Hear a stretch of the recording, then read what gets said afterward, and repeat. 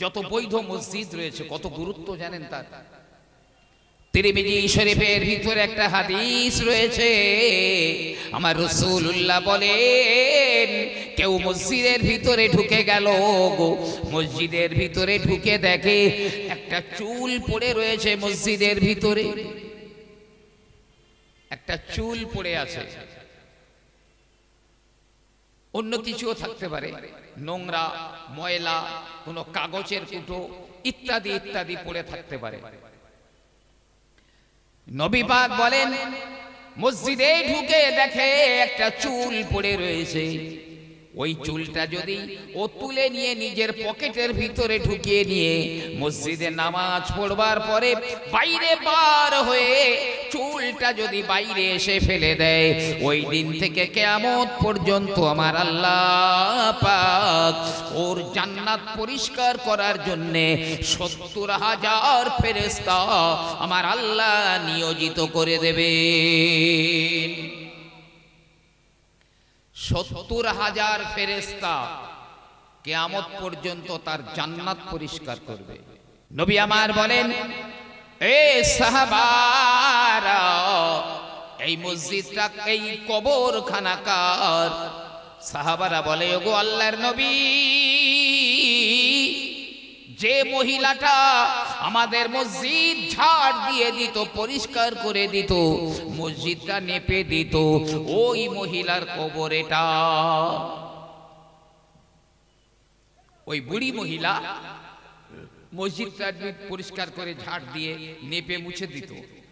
তখনকার মসজিদ তো এরকম মোজাইক করা, মার্বেল করা ছিল না, মাটির ছিল।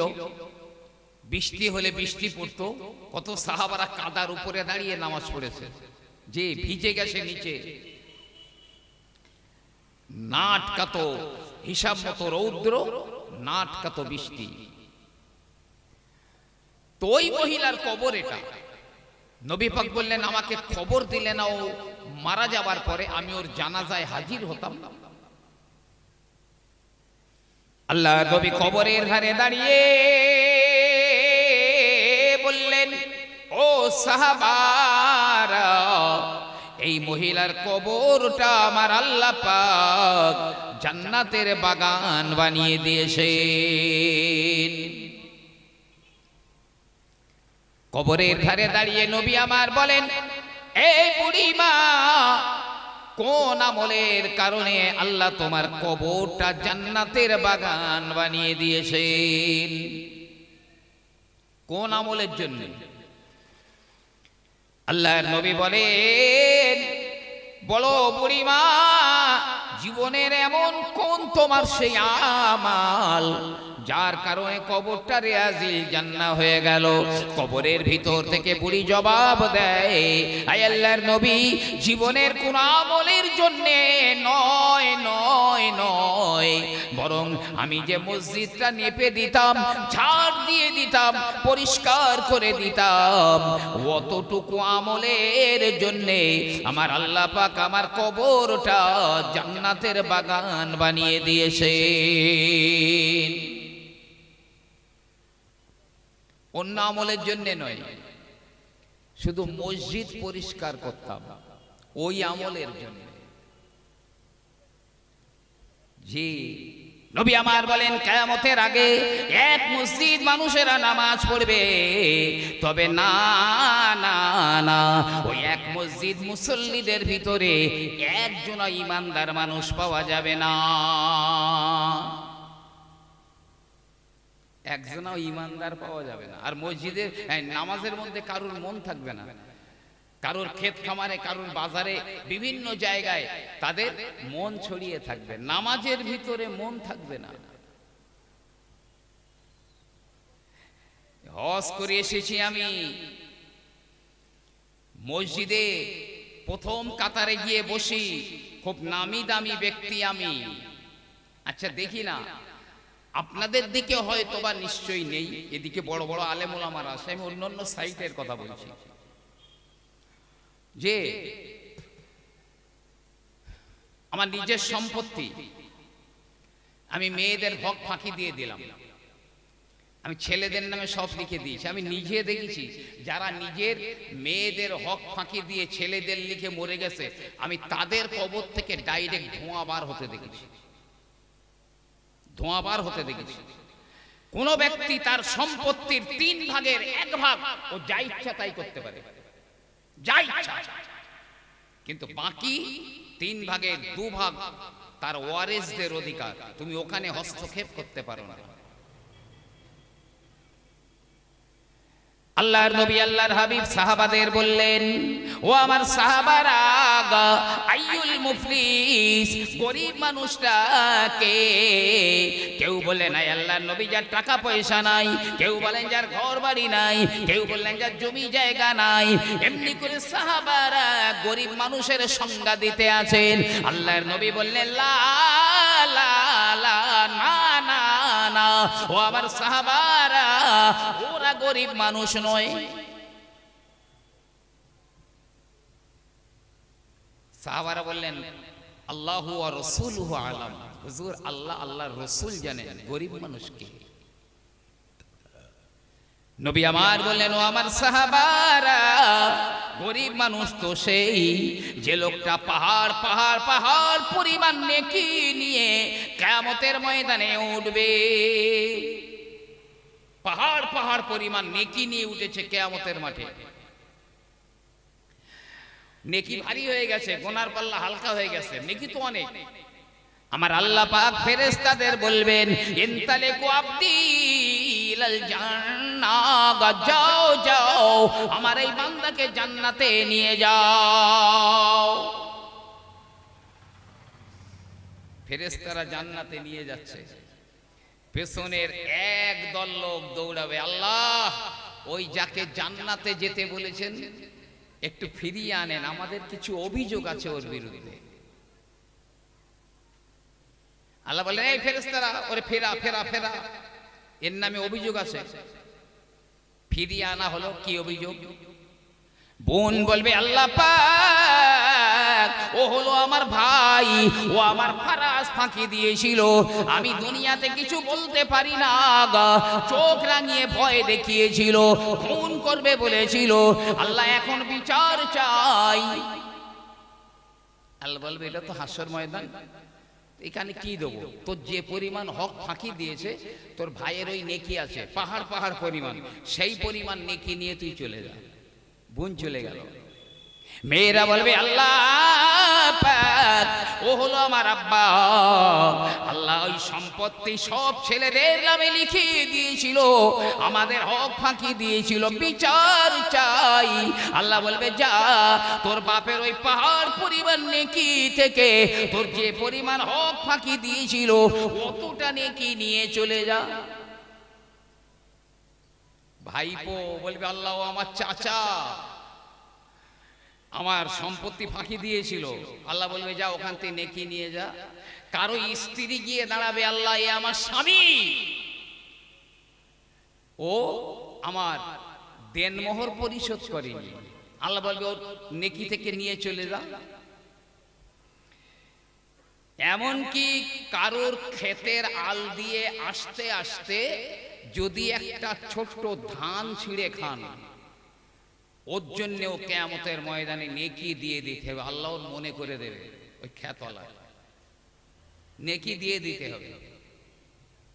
নবী পাক বলছেন, কেউ যদি বলে আল্লাহ ও বিনা অপরাধে আমার গালে চড় মেরেছিল, কি একটা গালি দিয়েছিল, কি একটা কটু কথা বলেছিল, আল্লাহ বলবে তুই কি চাস? নবী পাক বলছে, ওই লোকটা যদি বলে আল্লাহ আমার বিনা অপরাধে গাল দিয়েছিল, কি কটু কথা বলেছিল, কি চড় মেরেছিল, কি মোটা মোটা নজরে তাকিয়েছিল, তার বিনিময়ে ওর সব নেকিগুলো আমি নিতে চাই। আল্লাহ বলবে, যা সব নিয়ে যাবে। তো একলাই সব নিয়ে যাবে। যে এই পাওনাদারেরা নেকি নিতে নিতে নিতে নিতে পাহাড় পাহাড় পরিমাণ নেকি সব শেষ, কিন্তু এখনো পাওনাদারেরা লাইন। আমার আল্লাহ রাব্বুল আলামিন বলবেন, হে আমার বান্দারা, হে আমার বান্দিরা, ওর তো নেকিগুলো শেষ হয়ে গেল, তোদের আমি কি দেব কি দেব রে যা, যে পরিমাণ তোদের হক ফাঁকি দিয়েছিল ওই পরিমাণ তোদের গোনা ওর ঘাড়ে চাপিয়ে দে। পাওনাদারদের গোনাগুলো ওর ঘাড়ের উপরে চাপিয়ে দেওয়া হবে। আপনার পাওনাদারদের গোনা জমে জমে পাহাড় পরিমাণ গোনা জমে যাবে। আমার আল্লাহ পাক বলবেন ইনতালিকু আবদি ইলান নার, এই বান্দাকে এখন আমার জাহান্নামে নিয়ে যাও। ওই লোকটা গরিব মানুষ, যাচ্ছিল জান্নাতে, এখন ও জাহান্নামে যাচ্ছে। ওই তো হচ্ছে সবচেয়ে গরিব মানুষ,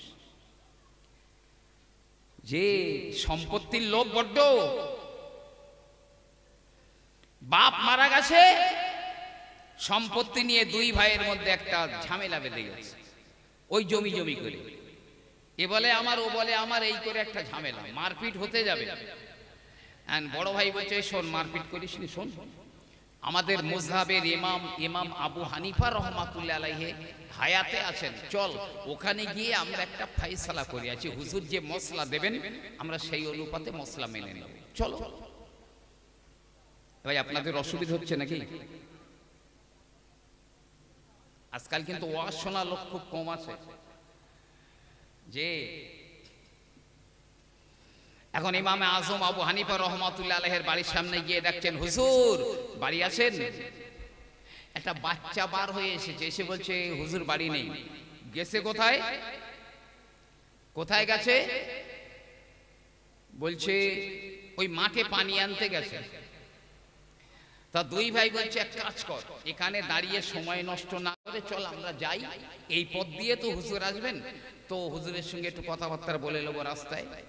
দুই ভাই যাচ্ছে, পথিমধ্যে এক জায়গায় ইমামে আজমের সঙ্গে দেখা হয়ে গেল।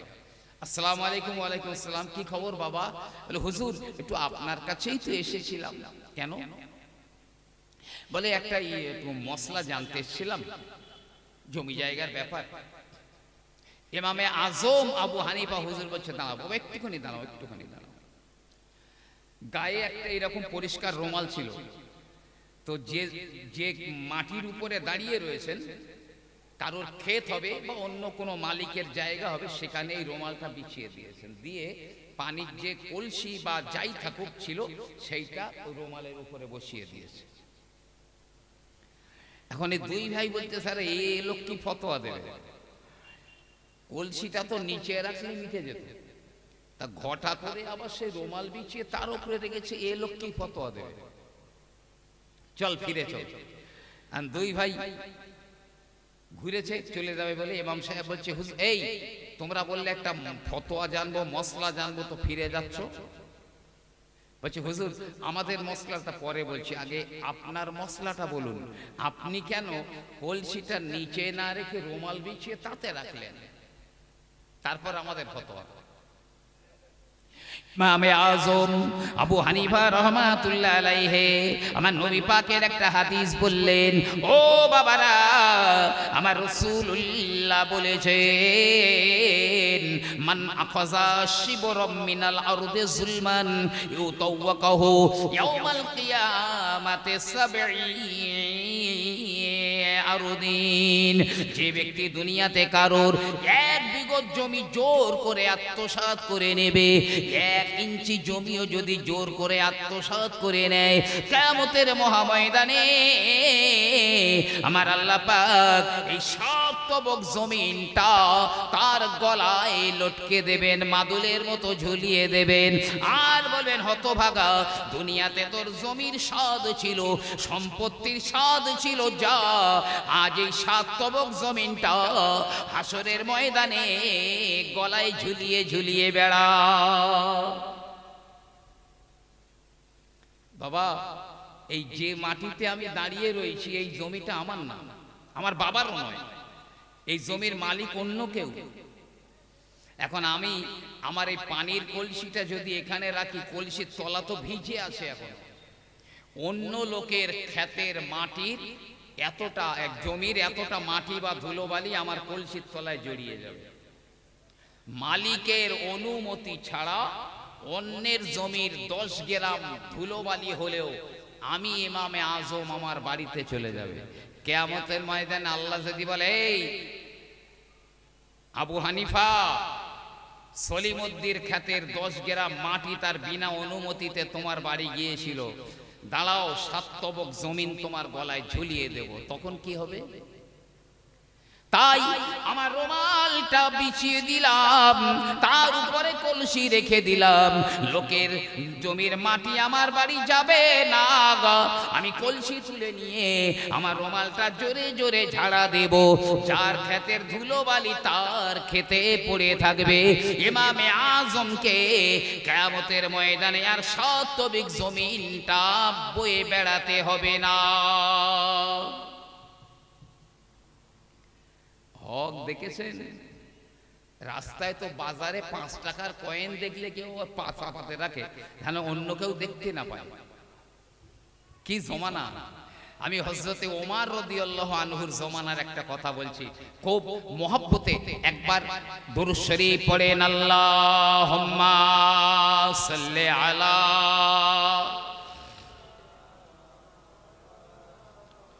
ওয়ালা আলে सय्यिदना।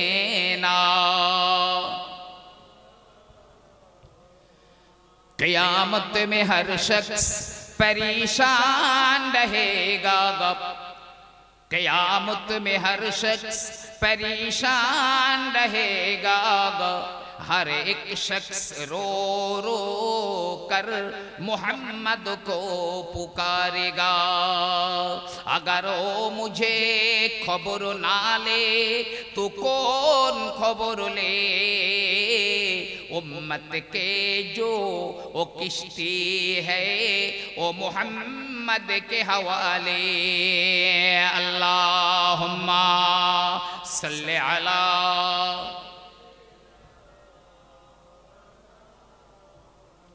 ওয়ালা আলে সাইয়্যিদিনা। বলছি আমি ঘটনাটা, তবে মনে থাকবে না।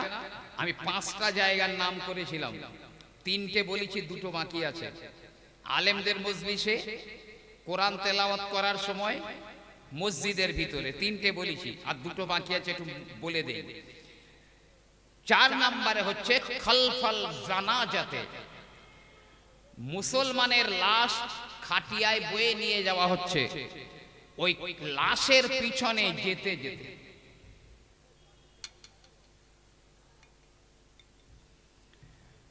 লাশের পিছনে যেতে যেতে যদি কেউ দুনিয়ার কথাবার্তা বলে, তার 70 বছরের কবুল হওয়া আমল বরবাদ হয়ে যাবে। এটা মনে রাখবেন অবশ্যই, এটা অ্যাভেলেবেল হয়। কেউ আপনাকে কথা বলতে বাধ্য করলেও আপনি তাকে ইশারা ইঙ্গিতে থামিয়ে দিন, বরং লাশের পিছনে যাচ্ছেন, কলেমা পড়ুন, দোয়া দরুদ পড়ুন। জি হ্যাঁ। আর 5 নম্বরে ফিল মাকবারে, কবরস্থানের ভিতরে ঢুকে, গোরস্থানের ভিতরে ঢুকে কেউ যদি দুনিয়ার একটা কথা বলে, যে আজ বেগুন কত বিক্রি হয়েছিল, তোর পুকুরে মাছ কত হয়েছিল, যে এই রকম কোন দুনিয়াদারির একটা কথা বলবে, গোরস্থানের মধ্যে ঢুকে 40 অথবা 70 বছরের আমল বরবাদ হয়ে যাবে। 5টা জায়গার কথা মনে রাখবেন। তো আসুন, হযরতে ওমর রাদিয়াল্লাহু তাআলা আনহুর জমানার আমি 2টো কথা বলছি। একজনা জমি বিক্রি করেছে, আর একজনা সেই জমিটা কিনে নিয়েছে। এখন যে জমিটা কিনেছে সে ওই জমিতে চাষ করবে, মাটি খুঁড়ছে, আর খুঁড়তে খুঁড়তে ওই জমিতে মাটির নিচে একটা হাঁড়িতে, ছোট একটা হাঁড়িতে 1 হাঁড়ি সোনার টাকা পেয়েছে। 1 হাঁড়ি সোনার টাকা পেয়েছে। এখন এই চিন্তা করছে, আমি তো অমুকের ক্ষেত কিনেছি, জমি কিনেছি, কিন্তু ওর মাটির নিচে গুপ্ত ধন তো আমি কিনিনি, অতএব এ সোনা আমার অধিকার নয়, যার জমি ছিল এটা তার অধিকার। এখন যার কাছ থেকে জমি কিনেছে তার কাছে গিয়েছে, ভাই আমি তো আপনার জমি কিনেছিলাম। বলে হ্যাঁ, তো আপনার জমির নিচে গুপ্ত ধন পেয়েছি, সোনার মোহর পেয়েছি, এটা তো আমার হতে পারে না, এর আপনারই অধিকার, এই নিন আপনার সেই জমির নিচে পেয়েছেন। ও বলছে ভাই আমি জমি যখন বিক্রি করেছি তো সেই পাতাল পর্যন্ত আমার নেই, সব তোমার, আমি ও টাকা নিতে পারবো না, তোমার অধিকার। আর এ বলছে না আমি তোমার জমি কিনেছি তো জমির ভিতরের গুপ্ত ধন আমি কিনিনি, তোমার অধিকার, কেউ নিতে চাইছে না। বিশাল একটা অশান্তির সৃষ্টি হলো। এখন বিচারটা দেওয়া হলো হযরতে ওমর রাদিয়াল্লাহু আনহুর কাছে। আরে হক সম্পর্কে কত সচেতন ছিলেন তারা। খলিফা ওমরের কাছে বিচার দেওয়া হলো। হযরতে ওমর শুনবার পরে বললেন, এ ভাইরা, তোমাদের দুজনার ভিতরে কারো কি কোনো বিবাহযোগ্য মেয়ে আছে? একজনে বলছে জি হুজুর, আমার একটা মেয়ে আছে, বিয়ে দেওয়ার মতন হয়েছে। অপরজনকে হযরতে ওমর বললেন, তোমার কি কোনো বিবাহ দেওয়ার মতো ছেলে আছে? বলে জি ইয়া আমিরাল মুমিনিন, আমার একটা ছেলে আছে, বিবাহ দেওয়ার মতো বয়স হয়ে গেছে। হযরতে ওমর বললেন, যাও যাও যাও, এ টাকা কারো নিতে হবে না, তোমার ছেলে আর তোমার মেয়ের সঙ্গে বিয়ে দাও, আর এই টাকা ওদের পারপাস খরচ করে দাও। হক যাইতাই কথা নাই, কোটি কোটি কোটি মানুষ জাহান্নামে যাবে হক মারার জন্য। হযরতে ওমর রাদিয়াল্লাহু তাআলা আনহু, এই ওই টসটা মারছে কে সেই দোকান থেকে? কে ওটা? ওই বেয়াদবটা কে?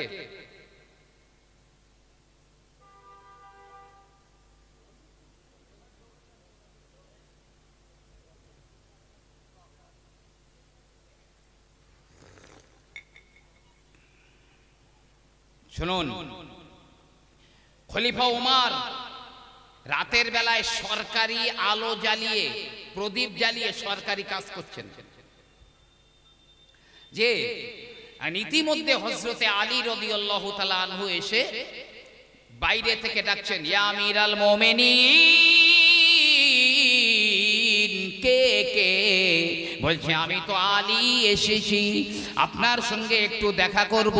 হযরতে ওমর বললেন, সেটা কি সরকারি কাজের জন্য দেখা করবেন নাকি আপনার ব্যক্তিগতভাবে দেখা করবেন? হযরত আলী বললেন, আমি আমার ব্যক্তিগতভাবেই এসেছি, আপনার সঙ্গে দেখা করব, কোনো সরকারি ব্যাপার নয়। ঠিক আছে আসুন। যেই হযরতে আলী ঘরের ভিতরে ঢুকে গেলেন, হযরতে ওমর বাতিটা নিভিয়ে দিলেন, বাতি নিভিয়ে দিলেন। হযরত আলী বলছে, এ আপনার কেমন ব্যবহার? আরে মেহমান আসলে তো আলো জ্বালায়, আর আপনি আলো নিভিয়ে দিলেন। খলিফা ওমর রাদিয়াল্লাহু তাআলা আনহু বললেন, হে আলী, আমি সরকারি টাকার বাতি জ্বালিয়ে, তেলের বাতি জ্বালিয়ে আমি সরকারি কাজগুলো করছিলাম, কিন্তু তুমি তো এসেছো আমার সঙ্গে ব্যক্তিগতভাবে কথা বলবে, তাই তখন সরকারি বাতি জ্বলতে পারে না, কারণ আমি যদি সরকারি আলোয় তোমার সঙ্গে ব্যক্তিগতভাবে দেখা করি, কথা বলি, জনগণের হক মারার কৈফিয়ত দিতে হবে, তাই সরকারি টাকার তেলের বাতি আমি নিভিয়ে দিয়েছি। এখন সরকারি মাল মানে জনগণের মাল মানেই তো নিজের মায়ের দুধের চাইতেও পবিত্র মনে হয়, মাতৃদুগ্ধের চেয়েও পবিত্র মনে করেন অনেকে। তবে এর চরম মূল্য একদিন দিতেই হবে। আসুন, আমি বলতে চাচ্ছিলাম, মসজিদ সুন্দর হবে, মসজিদে হেদায়েত থাকবে না। জোরে জোরে মসজিদে কথাবার্তা হবে।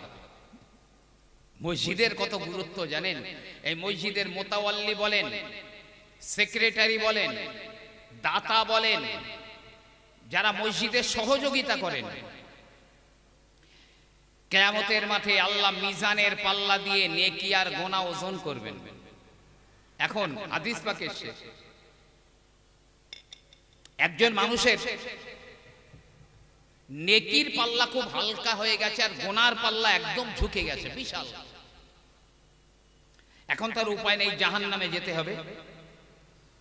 যেই ওই ব্যক্তির নেকির পাল্লা হালকার গুনার পাল্লা ঝুঁকে গেছে, সঙ্গে সঙ্গে তার মিজানের পাল্লার ধারে একটা মসজিদ গিয়ে বসে পড়বে। বলুন না সুবহানাল্লাহ। তার নেকির পাল্লার ধারে একটা মসজিদ চলে যাবে। মসজিদের ভিতর থেকে আওয়াজ হবে, এই ব্যক্তি এই মসজিদের দেখাশোনা করত, এই ব্যক্তি এই মসজিদের দান করত, এই ব্যক্তি এই মসজিদের সেক্রেটারি বা মুতাওয়াল্লি ছিল গো। সঙ্গে সঙ্গে ওই মসজিদের ভিতর থেকে এক মুঠো মাটি ওর নেকির পাল্লায় পড়ে যাবে। এক মুঠো মাটি, মসজিদের এক মুঠো মাটি ওর নেকির পাল্লায় পড়ে যাবে। যেই পড়বে ওর নেকির পাল্লাটা সঁ করে ঝুলে যাবে, গুনার পাল্লা হালকা হয়ে যাবে। জোরে বলুন না সুবহানাল্লাহ। আল্লাহ বলবে যাও একে জান্নাতে নিয়ে যাও। বেঁচে গেল শুধু একটা মসজিদের খিদমত করতে বলে। যে কিন্তু এখন আমাদের কপাল ফাটা হতভাগা বেঈমানদের লাথিয়ার ঝাঁটা খাচ্ছি তো এই কারণে। নবী আমার বললেন আল মসজিদু জুজুম মিনাল কাবা। দুনিয়ার মসজিদগুলো হলো খানায়ে কাবার শাখা, কাবার শাখা। যে কিভাবে হলো? মক্কা শরীফ থেকে একটা কিতাব আনিয়েছিলাম, তারিখুল হারামাইন শরীফাইন, আরবিতে লেখা। তখন আকাশ, জমিন, পানি, হাওয়া, গাছপালা কিছুই হয়নি। আমার আল্লাহ পাক ফেরেশতাদের বললেন, এই ফেরেশতারা জান্নাত থেকে পাথর নিয়ে পৃথিবীর নাভিস্থলে মানে পৃথিবীর একেবারে মিডিলে একটা ঘর বানিয়ে দাও। ফেরেশতারা জান্নাতি পাথর নিয়ে পৃথিবীর মিডিলে শূন্যের উপরে একটা ঘর বানিয়ে দিল। শূন্যের উপরে একটা ঘর বানালো। কোরআন পাকে আমার আল্লাহ পাক বললেন, ইন্না আউওয়ালা বাইতিন উদিআ লিন-নাসি লাল্লাযী বিবাক্কাতা মুবারাকা। আমার আল্লাহ পাক পৃথিবীর বুকে প্রথম ঘর বানিয়েছিলেন বাক্কা তথা মক্কা মুকাররমায়। এবারে আল্লাহ কি করলেন? আরশে আজিমের নিচে একটা মারওয়ারির পাথর তৈরি করলেন। আল্লাহ পাক হুকুম দিলেন, এই পাথর বিস্তার হয়ে যাও। পাথর বিস্তার হয়ে গেল। এখন আল্লাহ পাক ওই পাথরের দিকে ভয়াল দৃষ্টিতে তাকালেন, কুদরতি নজরে তাকালেন। পাথর আল্লাহর ভয়ে গলে পানি হয়ে গেল। পৃথিবীতে শুধু পানি, পানি আর পানি হয়ে গেল। আমার আল্লাহ পাক বললেন, এ পানি ঢেউ উঠাও। আল্লাহ হাওয়া দিয়ে হুকুম দিলেন, ঢেউ উঠাও। পৃথিবীর ওই তামাম পৃথিবী ব্যাপী পানিতে ঢেউ উঠে গেল। ওই ঢেউগুলো খানায় কাবার নিচে গিয়ে আছড়ে পড়লো। ঢেউ লেগে লেগে গ্যাজা জমে গেল, গ্যাজা জমে গেল, ফেনা জমে গেল, মাটি মতো হয়ে গেল।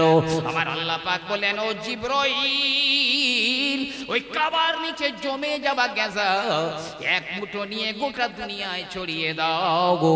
এক মুঠো ওই জমে যাওয়া গ্যাজা নিয়ে জিবরাইল ছড়িয়ে দিলেন। আল্লাহ পাক এই জমিনটা বানিয়ে দিলেন, ভূখণ্ড হয়ে গেল। জান্নাত থেকে যতগুলো পাথর আনা হয়েছিল কাবা বানাবার জন্য, একটা পাথর বেশি হলো, কাবায় লাগেনি। একটা পাথর কাবায় লাগলো না, বেশি হয়ে গেল। ওই পাথরটা কাঁদে, শিশু বাচ্চারা যেমন কাঁদে, ওই পাথরটা তেমন করে কাঁদে।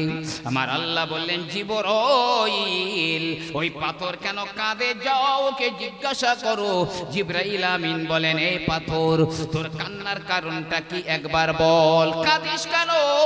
পাথর বলে, জিবরাইল, যদিও আমি জান্নাতি পাথর, তারপরেও বলি আমি আল্লাহর ঘরে লাগতে পারলাম না, এই জন্যেই আমি কাঁদি।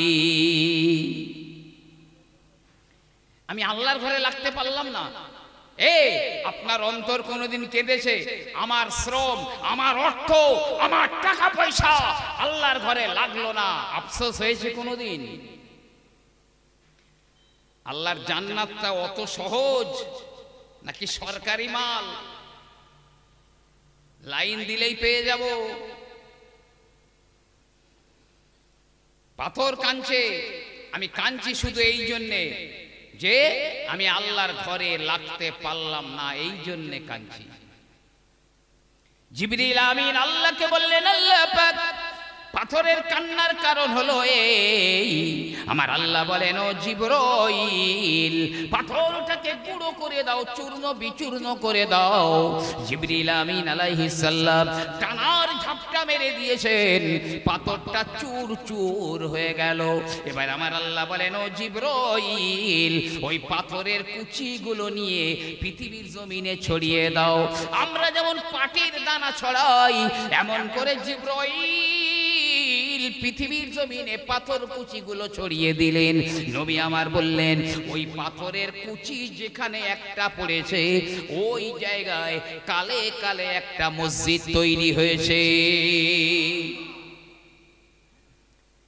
যদি আটলান্টিক মহাসাগরের মাঝখানে কোনো পাথরের কুচি পড়ে থাকে, কালে কালে ওখানে চর জমে যাবে, জনবসতি গড়ে উঠবে, সেখানেও একটা মসজিদ তৈরি হবে। এই জন্য নবী বলেছেন, আল মসজিদু জুজউম মিনাল কাবা।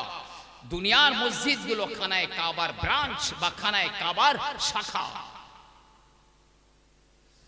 ওই কাবা তৈরি করার 40 বছর পরে আল্লাহ মসজিদুল আকসা, বাইতুল মুকাদ্দাস ফেরেশতাদের দিয়ে বানিয়েছিলেন। সর্বপ্রথমে ফেরেশতাদের দিয়ে বানিয়েছিলেন। ইসরাইল হয়তো কিছু রক্ত নিতে পারবে, কিছু প্রাণ নিতে পারবে হয়তো, তবে সেটা আমার আল্লাহর হুকুমে, ওরা পারবে না। যে আর বাইতুল মুকাদ্দাসের বিজয় পৃথিবীর কোন জমিদারের বাচ্চা আটকে রাখতে পারবে না। মনে রেখে দেন কথাটা অবশ্যই। এই মসজিদ হলো খানায়ে কাবার শাখা বা ব্রাঞ্চ।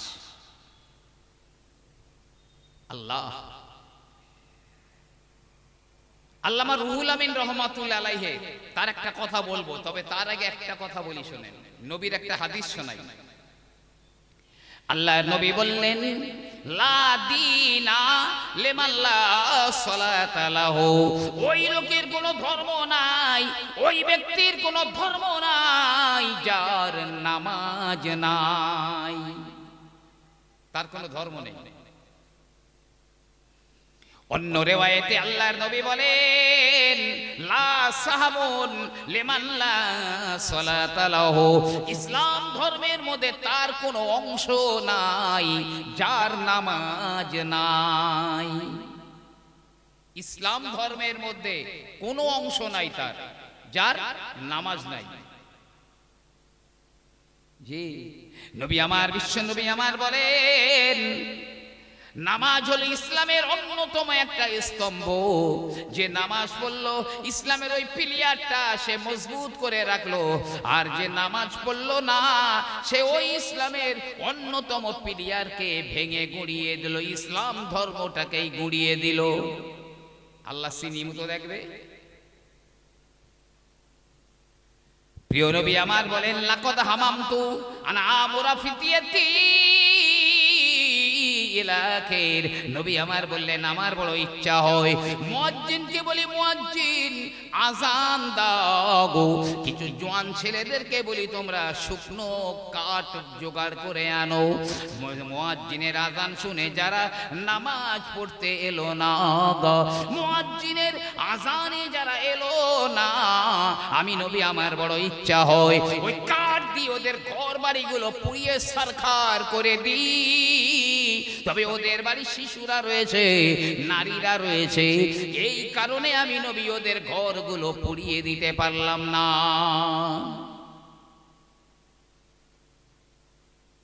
সবচেয়ে বড় কথা, এর পরেও যদি, আমি একটা কথা বলছি, এর পরেও যদি কারো চোখ না খোলে, তাহলে মনে রাখবেন এর জন্য আর কোনো কোম্পানি দায়ী নয়। একজন ব্যক্তি, আমি একটা উর্দু বই পড়েছিলাম, হেকা এতু কা গল দস্তা বইটার নাম, উর্দুতে লেখা।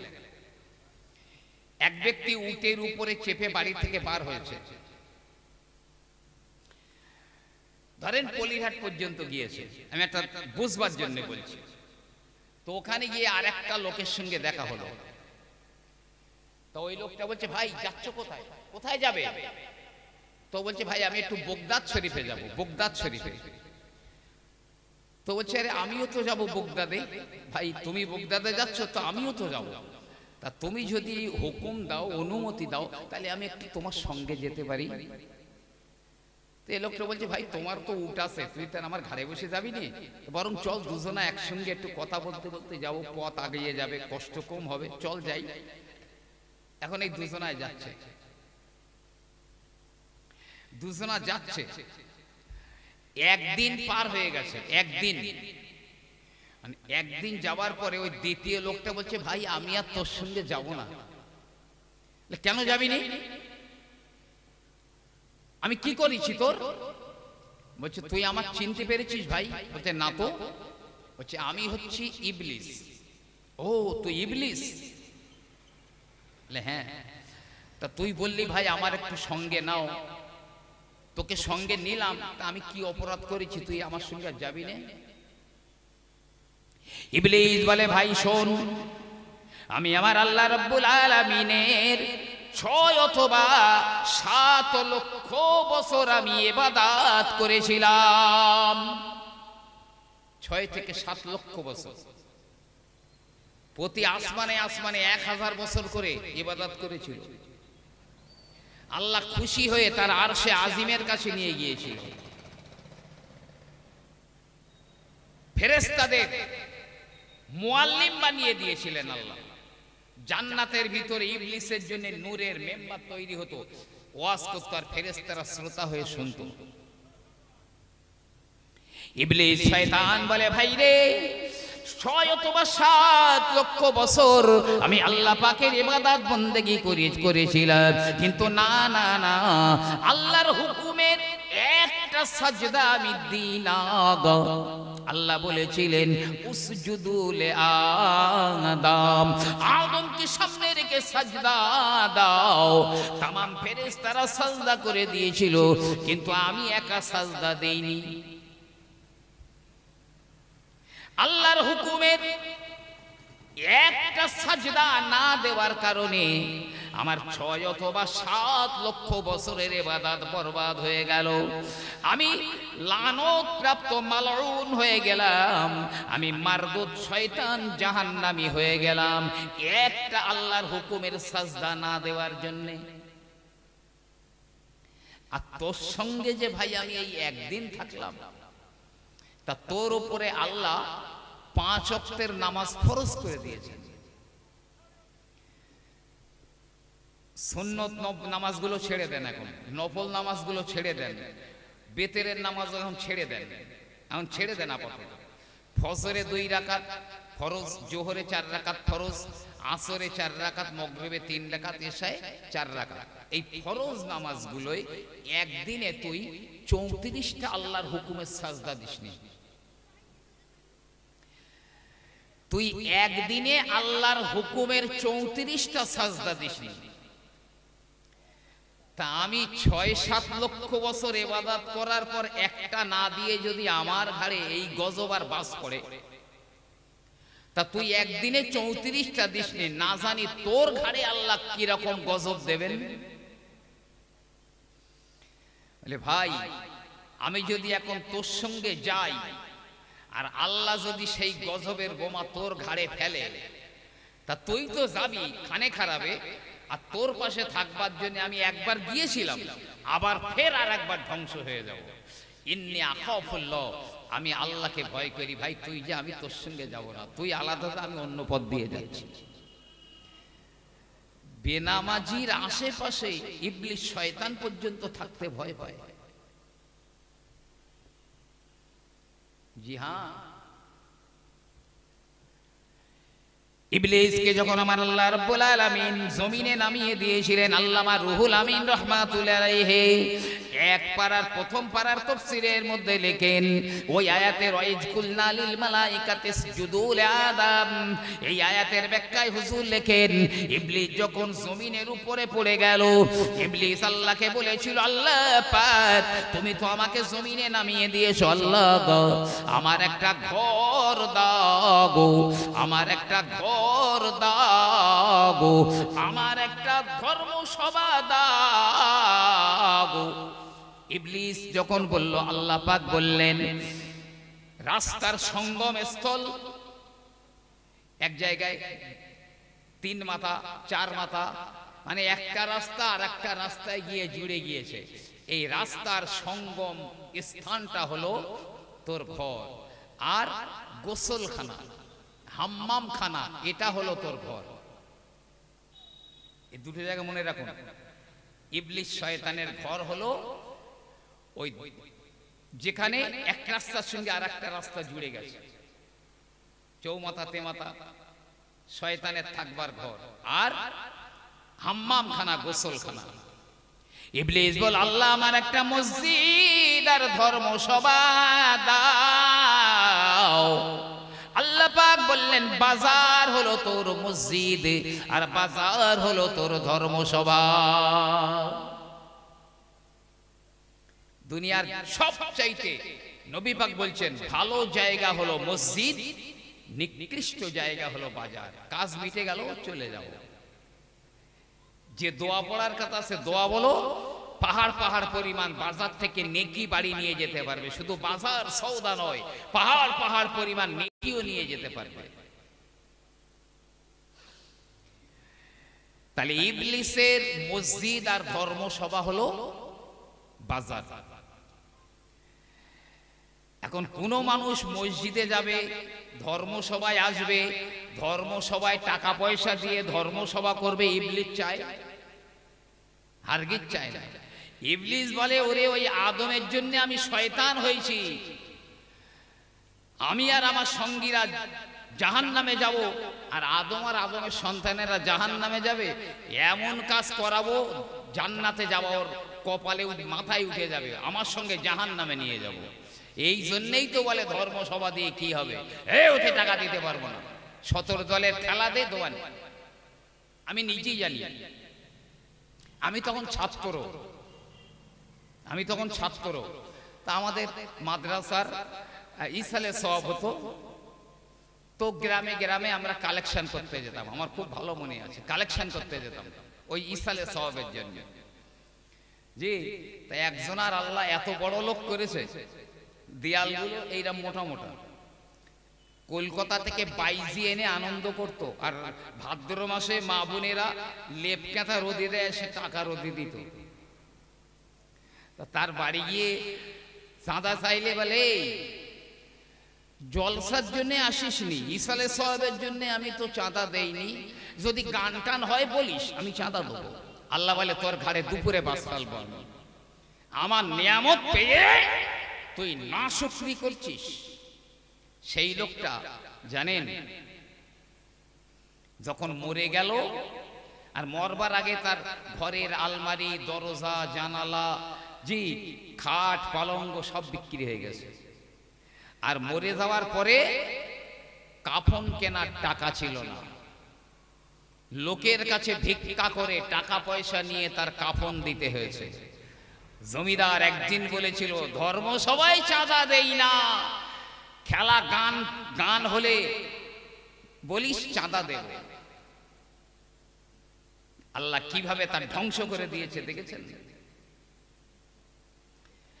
ইবলিস বলল, আল্লাহ রাব্বুল আলামিন, মসজিদ পেলাম, ধর্মসভা পেলাম, তবে আমার মসজিদের আযান কে দিবে? আল্লাহ, আমার মুয়াজ্জিন গো। আমার আল্লাহ বললেন বংশী বদনেরা তোর মুয়াজ্জিন, বাঁশি বাজায়, মিউজিক করে, এরাই হচ্ছে তোর মুয়াজ্জিন। যে ইবলিস বলছে আল্লাহ আমার নামাজ দাও, আল্লাহ বললেন ড্যান্স দেওয়া আর হাততালি দেওয়া, করতালি দেওয়া, এটা হলো তোর নামাজ। আল্লামা রুহুল আমিন রহমাতুল্লাহ আলাইহি তিনিও বলছেন লেখকের চিন্তা ভাবনা হাততালি দেওয়াটা ইবলিসের নামাজ।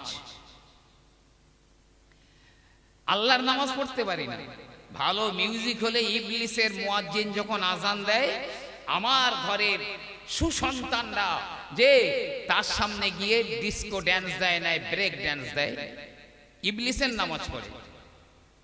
যে বিশেষ কোনো ব্যাপারে হাততালি দেয়, ইবলিসের নামাজ পড়ে, ও আল্লাহর নামাজ পড়ে না। আল্লাহ ওরে চিনি মতো দেখবে? জি আমার ভাইরা বাবাজিরা, আমার আল্লাহ রব্বুল আলামিন, আমি মসজিদের কথা বলছিলাম, আল্লাহ পাক মসজিদকে এত ইজ্জত দিয়েছেন জানেন? কোন ছেলের যদি বিয়ে না হয়, কোন মেয়ের যদি বিয়ে না হয়, কি করবেন আপনি?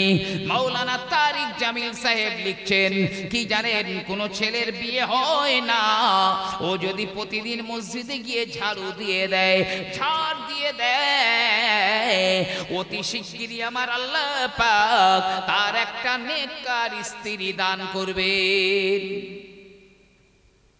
শুধু মসজিদ যদি ঝাড় দিয়ে দেয়, পরিষ্কার করে দেয়, কোন মেয়ের বিয়ে হচ্ছে না, তো মেয়েটা তার ভাইকে বলছে ভাই আমি তো এখন মসজিদে উঠতে পারি না, তা আমার হয়ে তুমি একটু ভাই মসজিদটা ঝাড় দিয়ে দাও।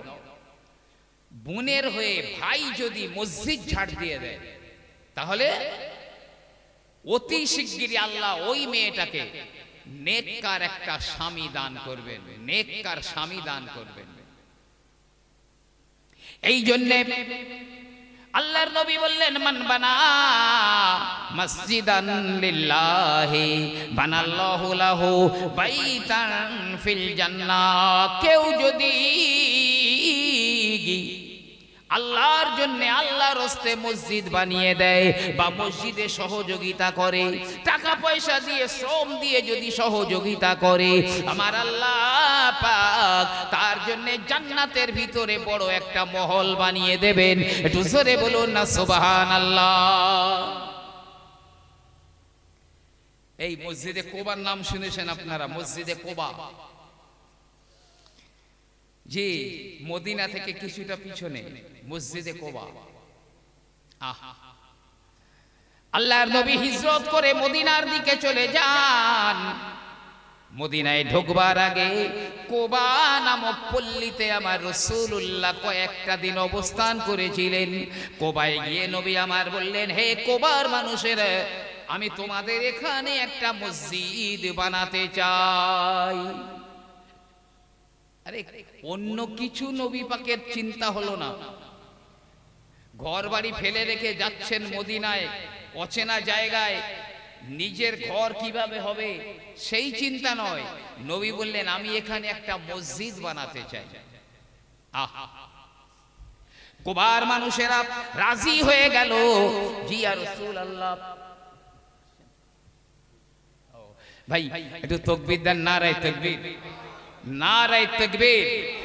সিলসিলায়ে মুজাদ্দিদে জামান, সিলসিলায়ে ফুরফুরা শরীফ, আওলাদে মুজাদ্দিদে জামান, মাসলাকে মুজাদ্দিদে জামান, নারায়ে তাকবীর। ভাইজান বিদায় নিলাম, আসসালামু আলাইকুম। খুব মহব্বতে উচ্চ আওয়াজে দরুদ আল্লাহুম্মা সাল্লি আলা